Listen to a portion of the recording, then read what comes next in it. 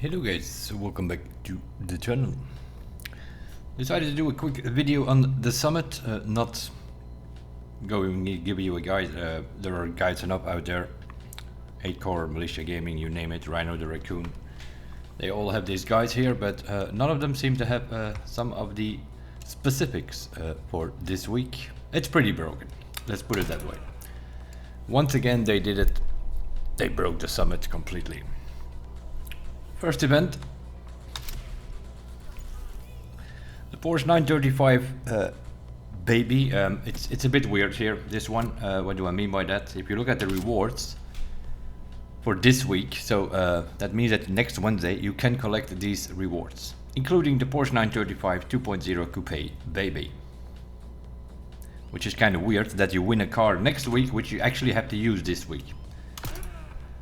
According to the website, this was supposed to be a loaned vehicle, event number 1 and number 4, but the website and the actual game are sometimes different. I think that has to do with, this has been developed by Ivory Tower, community team, they're sitting in Lyon. The website is PR team, Ubisoft, they're sitting in Paris. They do not communicate with each other, so every week there is something on that website which is not correct. We have seen that before. So, what you're gonna end up is you're gonna end up buying that Porsche 935 baby this week already, so that you can use it and put yellow parts on it.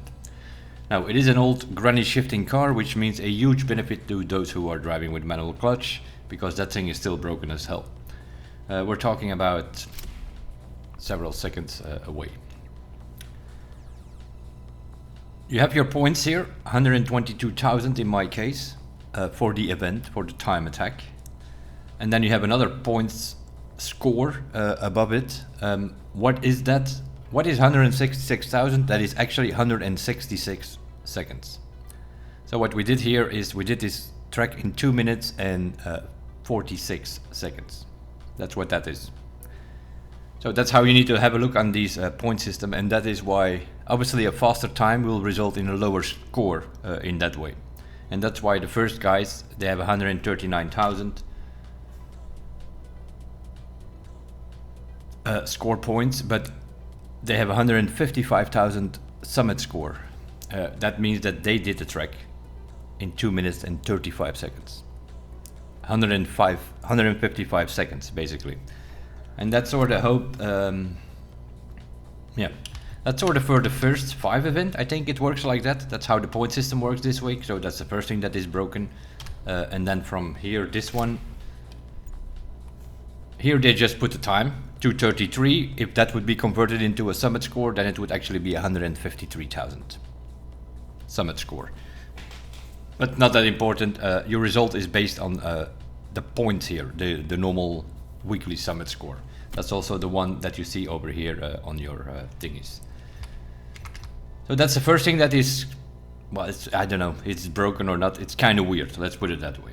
It gets people confused because faster time gives you a lower score, and the lower score is actually the higher rank. So it makes it confusing for no reason. So event number 1, definitely try to drive it manual, but it's a huge advantage for the clutch boys. All those clutch boys are on top. They're like 10 to 15 seconds ahead. If you convert the score back to a time, then you sort of know what the difference is. That's sort of how you have to look at it. Just look at it as a second. If you see 155,000, that's 155 seconds. If you see, there is one, where is it? Is it this one? Yeah, this one here. Here I did 3 minutes and 18 seconds, so that is 198 seconds, 198,000 points. That's sort of how that works. Other than that, the tracks are sort of known tracks. Grand Prix à la Monégasque is obviously the Monaco track. The Deutscher Stil is part of the Nordschleife and Nürburgring. Autodromo Italiano is the Monza track. If you're familiar with it, you sort of know what is coming. If you're familiar with Monza, then you sort of know what corners are coming. It's not 100% accurate, but at least 90%, so you sort of know what is going on. The slaloms, yeah, are completely kept out again. The only thing where you potentially could make a difference in the skill is by doing it a bit faster than somebody else. Doesn't matter. They kept it out. we used here the Porsche 919 in racing, and we scored 28,500 points. I did it again with the hypercar 919, and I scored 28,800 points. 300 points more, doesn't matter. Gives you the same score. It gives you the same score. Apparently you can get 1 point more if you go a little bit faster, probably. I think you need to reach 29,000 points and then you can get 157,848, but it's only 1 point difference. Not a big of a deal. And then of course we have the speed trap, which is not capped out, and that is unfortunately because of course, as always with the speed trap, it is broken as hell. We're driving also here the Porsche 935. If you use a nitrochemist with pure and frenetic, going downhill from the bridge, as I will show you. Let's see what set we have on. Pure frenetic have we had on this new 935 that came in yesterday. If you have year 3, then you already had it a week.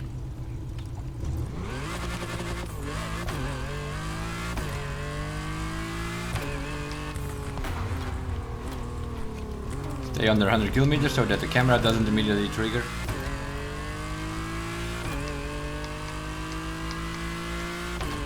This is what they tell us to do. They tell us to take the Porsche 935 and do the speed trap with it. This car has a maximum top speed of 437 kilometers an hour. So that's all you can do, in theory.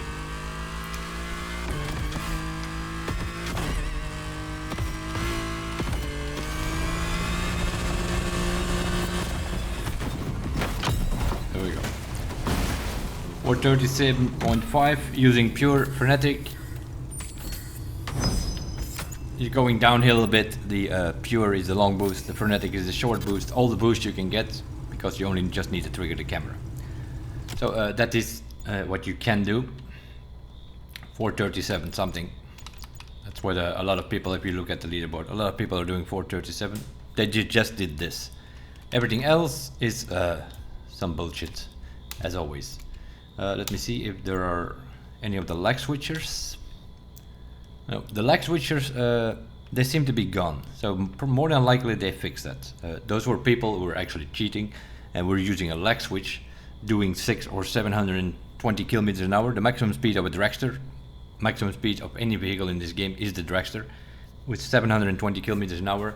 Very often in speed traps you saw that. Those were people using lag switch. What you see here now is the broken air nitro, which has been broken for months and for years in this game.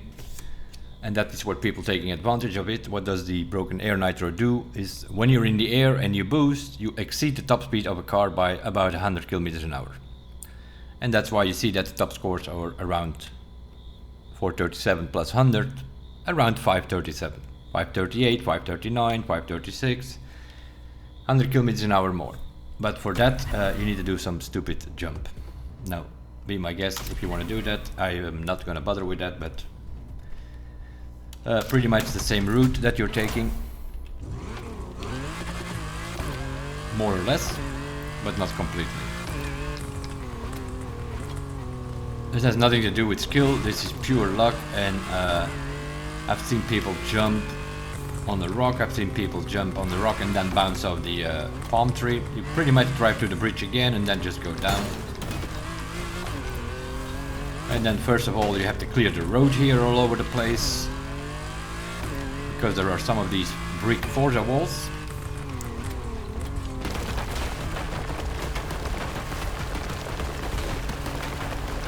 So you sort of break all this stuff, and then the idea is to go left here towards that rock. So what you also need to clear is all these bushes here.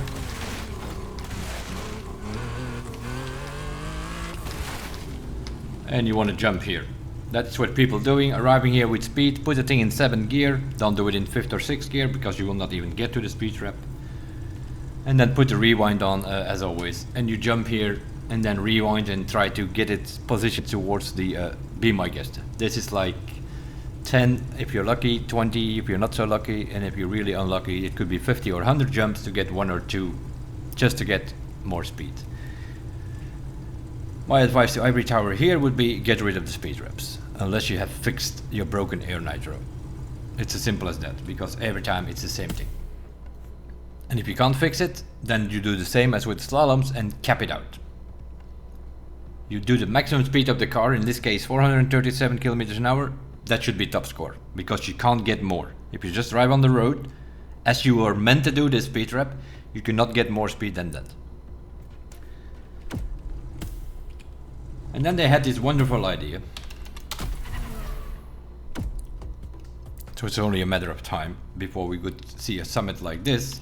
They added the TrackForce editor thing, and it was only a matter of time before we got a summit with only one of those events, and that is exactly what happens here. It's not one of those events, all of the events are created with the TrackForce, which is wonderful. First of all, if you create a track with the TrackForce, this is a summit. This is supposed to be a time attack. You try to get as fast time as possible, and you compare yourself to the community. First of all, it should be 1v1. That's the first thing. I'm very well aware that this game is called a crew, and some people like to play with their friends. That's all fine, but then you split it up. Then you make a solo leaderboard and you make a crew leaderboard. Crews always have an advantage, especially on tracks where there are long straights because of slipstream reasons. You need to get rid of that. This should be a 1v1. This should just be solo drivers racing against the time. Get the AI out of there. That's the next thing they need to do. We are not racing the AI. They are more of an annoyance than anything. Usually at the start they are blocking you. Some AI will go left, in somebody else's race they will go right, and then they block that corner. You need to create the same circumstances for everybody. Same weather, no AI, all that stuff, so that it is the same for everybody. And third of all, for God's sake, use checkpoints. Which is a problem if you don't use checkpoints. Event number 4. We'll switch the part, we'll put some pure extra pump on it. Does it matter? Not one single bit. Because what is the problem here with these creative force tracks is that there are all kind of weird layouts possible, as I will show you. So the track goes this way, you drive that track, you get a time around 150, 155, something like that, if you drive it properly. But I will show you what the problem is. So you're driving around here, so we're wasting time. We're going a little bit downhill. We're all the way around, as you can see. There are some roads above us, which is kind of important in this one.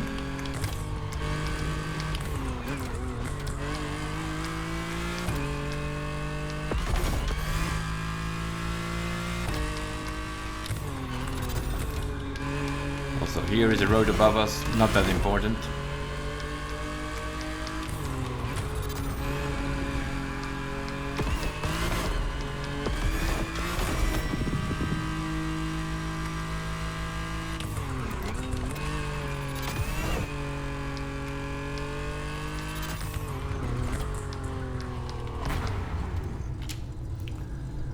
But that over there is kind of important, because that over there is the start.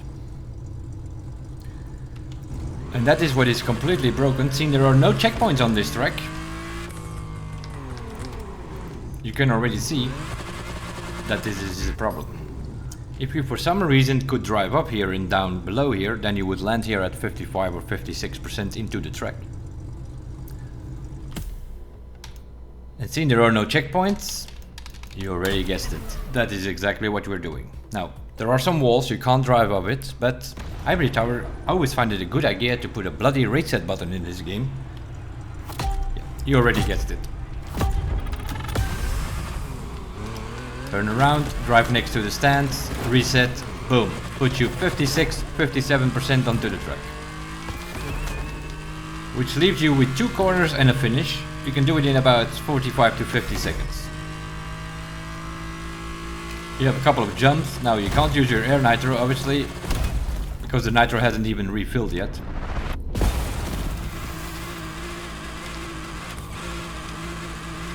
And then you have this thing, who knows what that is.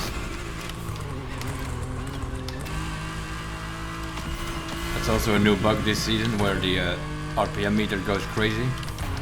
Something to do with the air nitro or something.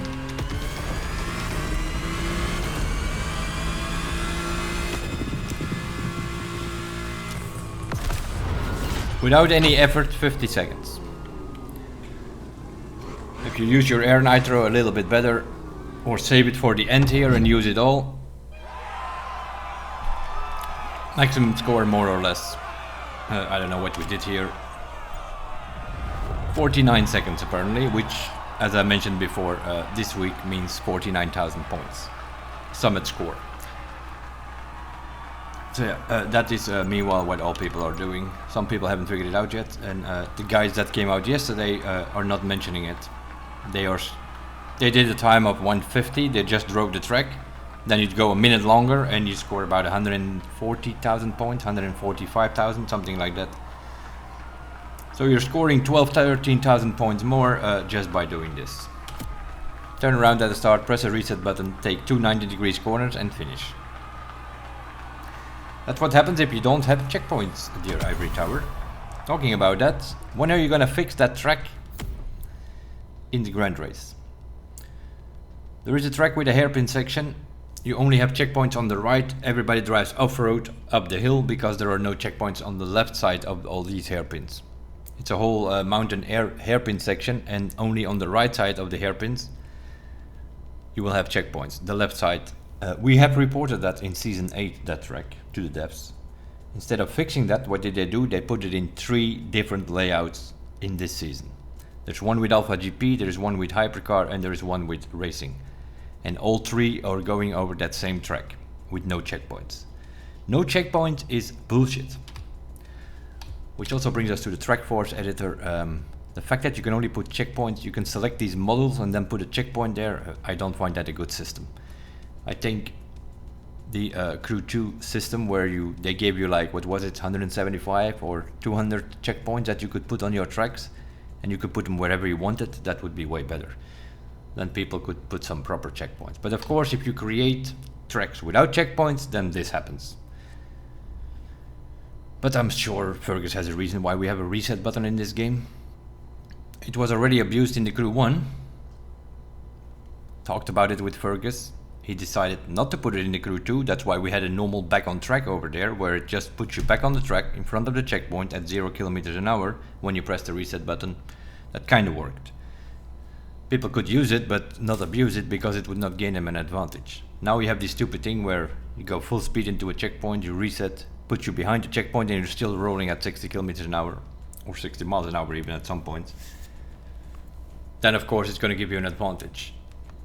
If you have no checkpoints, people are going to look for a reset. If you have sharp corners or hairpins and you don't put 1 or 2 checkpoints there at the right spot, people are going to look for a reset. That's exactly what happened here this week again. So yeah, we have an old granny shift car where the clutch boys are having a field day and getting way faster times with that old granny shift car.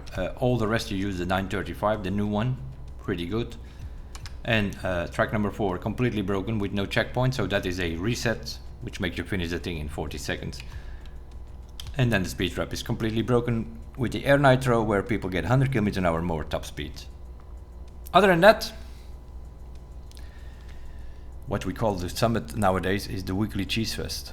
It's nothing different this time, but it's the speed trap, event number 4, a granny shifting car. It's quite a lot, and then there is something with the points where I don't know.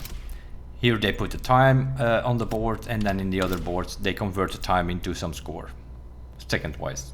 198,000, that's 3 minutes and 18 seconds. Or 198 seconds, in other words. Weird. Everything is weird. This quick video, just wanted to show you what's going on this week in the summit. It is very, very bad again.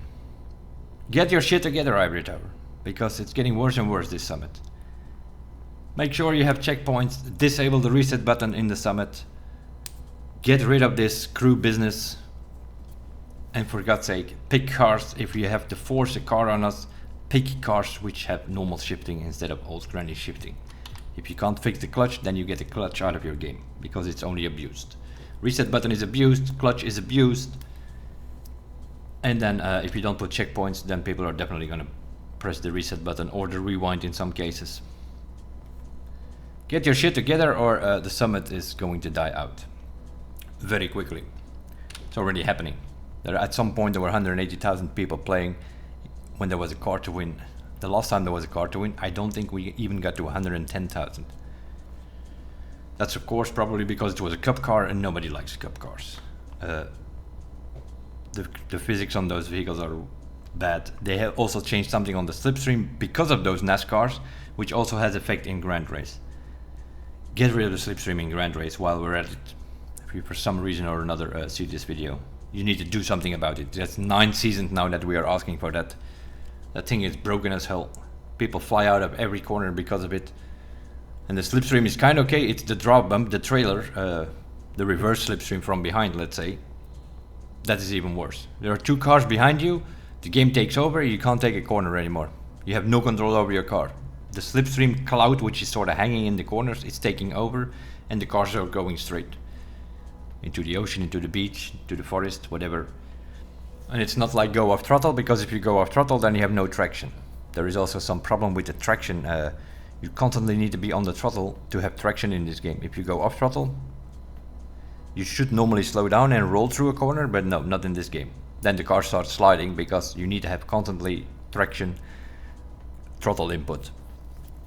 Otherwise, it's the same if you go through the grass. You have to keep the throttle on, otherwise you will spin out. If you keep the throttle on, you have traction, you just drive straight through the grass. That Grand Race needs a big overhaul, that is pretty clear. Also, the point system makes no sense. Any motorsport out there has a normal point system where you get like, first place is 25 points, second place 18, 15, let's say, taking an example, the Formula 1 scoring. That's what we should have in Grand Race as well. It should not matter if you are a bronze or a gold or a silver driver. A win is a win, it should give you 20 points or something. It should always be the same. Doesn't matter, Formula 1, it doesn't matter if you're a 5 times world champion or a rookie. A win is a win, you will get the same amount of points. That is the same that should happen in Grand Race here. A bronze driver, a silver driver, a gold driver, platinum driver, or a legend, a win is a win, they should all get the same points if they win the race. Something like that needs to be done. Let's hope for Season 10. We haven't heard much about Season 10, which could be surprisingly, but in Ivory Tower's case, that usually means we should be worried about it. They probably don't have much. If we have not heard about it, it's coming out in like 2 months or so, beginning of July. And we haven't heard anything about it. Weird. Then they're trying to get us hyped about a new Elite bundle coming, and then also here, I think they even made a mistake there. Because if you look in next week's summit, you can see the Hennessy Venom F5 and the Touring Superleggera Aresa RH95. So yeah, if you wonder what the Elite bundle will be next week, they're sort of trying to hide it and make it and then they put it in the menu here that people can just see like, oh, well, that's going to be the Elite bundle. 2 new brands coming in. Hopefully they will mix up a bit of the hypercars. The hypercar this season for Grand Race is pretty hard to find a good one actually. People are using the Pagani Imola, but that thing understeers, especially in low speed corners. Handling is not that great, it just has overpowered NOS. That's why people immediately declare it meta. If it has overpowered NOS, they declare it meta. That's sort of Silverado in Monster Truck, the Z4 in Rally Raid. Who on earth made that meta car? That car is not meta, but every season again you see guys out there declaring that the Z4 is the meta car. Skyline is way more stable, the Porsche is on technical sections way better. Top speed, you have something like the Ariel Nomad, has the highest top speed from the cars. The highest top speed in Rally Raid is actually a bike, the Ducati Monster. So yeah, whoever declared that Z4 meta car, I have no idea. In very often, especially if you go to off-roading bumpy sections, that thing slides, bounces around, it slides. I always say it like this, right? If they would remove the walls in the Rally Raid sections, the Z4 would not even be a player, because he would slit out of every corner. Now people are just going full throttle into the walls. You have to with the Z4 because you can't make the corner because it slides so much. Handling is so bad on that thing. Anyway, I can go on about the Z4 for a very long time. Not that it matters though, because there are no meta cars, there are only meta drivers. I've told this 100 times, but people always declare me like I'm talking rubbish, but it isn't. Give a meta driver whatever car and they will do just fine and they will finish on the podium and very often win the race. In several categories there are 5, 10, even 15 different cars that you can use in Grand Race. They declare it meta because it has overpowered NOS, and then if you put yellow parts on it for a summit, for instance, that's a whole different story. Then you're gonna end up with these overpowered NOS vehicles, like the Agera and the Silverado and the Peugeot back in the day, and so on. But with green parts in the Grand Race, there are many options. Drive what you like, switch it up a little bit, you might actually have fun. That's what we've been doing for months. And that might mean that you make it to Legend 2 days later or whatever. I got Legend this week, this season I should say. I got Legend in about 10 days I think. Playing on a keyboard with automatic gearbox, and I drive everything that's available in my garage. So it's not like you need the meta cars, the so-called meta cars, because there are some meta cars like the Unicorn, that's a meta car. Completely broken, overpowered, breaks the traction control. So it actually drifts. All the other drift cars completely use it in Grand Race because the traction control kicks in and just sends them straight and they don't actually want to drift. Because people are racing with traction control on, you have to in this game, otherwise you just slide out of every corner. And then they put drift in Grand Race. That thing doesn't belong there. The jet lobbies, 2 of the worst tracks this season. Then you have that track where there are no checkpoints. The Grand Race is pretty bad, so I can only hope that in a few weeks, mid-season, beginning of May, that they overhaul that whole Grand Race and give us a bunch of new routes, because the routes this season are pretty bad in Grand Race. And the summit, yeah, every week again, it's more and more broken. That's why I quickly did a video about it, sort of combination of both. Showing how broken it is this week again, and then also talk about the Grand Race, which needs an overhaul. That's what I'm kind of hoping. Grand Race Season 10 overhaul, and maybe some new track force models. I'm thinking of off-roaders, like that we can do dirt roads, that we can make proper rally tracks, because that's another thing in Grand Race. Whenever it is rally, it is very, very rare that it actually is a rally track. It's usually rally raid where you're plowing through the grass or to the beach at 220 kilometers an hour, because the speed is limited, because you're off-roading with a dirt/road vehicle. It's not the same. Rally and rally raid, 2 different categories. If only Ivory Tower would understand what they actually mean. A rally car should be either proper dirt paths or asphalt. It should never be plowing through a field or on a beach, because that's rally raid. But very often the wrong discipline in Grand Race. Every time it's rally, if you do 10 rally routes, there are probably 8 of them which are just rally raid. There are 1 or 2 which have a few dirt roads or asphalt. I'll leave it at this. Once again, a completely broken summit. It's starting to get annoying, Ivory Tower, so get your shit together for the next summits. Or at least from May on, because I know, you only do updates every 2 months.